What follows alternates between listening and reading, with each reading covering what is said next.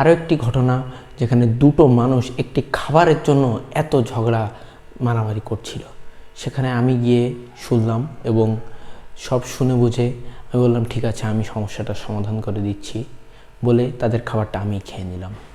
পরে তারা দুইজন ধরে আমাকে মারল। এই কাজ থেকে আমি একটা শিক্ষা পেয়েছি যে লোকের খাবার কেড়ে খেলে আসলে খুব মারে। বিভিন্ন প্রোগ্রামের অনুষ্ঠানে আমাকে সমাজসেবী হিসেবেই তোলা হয়, কারণ পার্টির আর কোনো পদ পায়নি তো না। আসলে ওরা নিজেরাই আমাকে নিজে থেকেই সমাজসেবী বলে, কারণ আমি আসলে কাউকে জোর করি না। ওরা নিজে থেকেই বলে ভাই না, আপনাকে আমরা সমাজসেবী বলবো, প্লিজ মাথা থেকে বন্দুকটা সরান। আসলে এখানে আমি জোর করি না।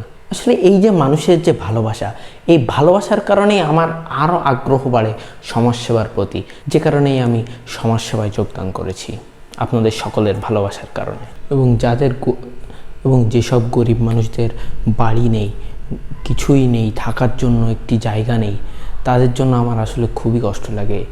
তারা তো পারে সরকারের কাছ থেকে আপিল করে একটি বাড়ির আবেদন করতে, কিন্তু আসলে তারা তো আবেদন করতে জানে না, যার কারণে তাদের হয়ে আবেদনটা আমিই করি এবং আমি তাদেরকে জানাইও না, কারণ তারা কষ্ট পাবে।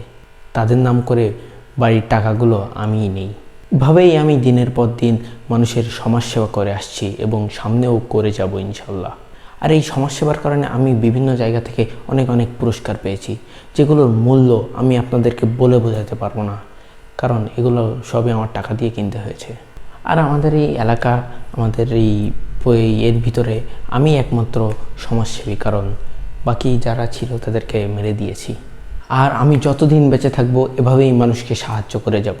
এবং আমি যখন বাজারে বের হই বা রাস্তাঘাটে বের হই, তখন মানুষ আমাকে দেখে পালায়, কারণ আবার কারোর না কারোর সাহায্য না করে দিই।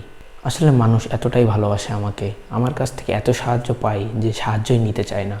এমনকি আমাদের এলাকার লোকজন তো বলছে লাস্ট কয়েক মাস তো আমাদের এলাকায় কোনো ঝামেলাই নেই, কারণ লাস্ট কয়েক মাস আমি এলাকায় ছিলাম না।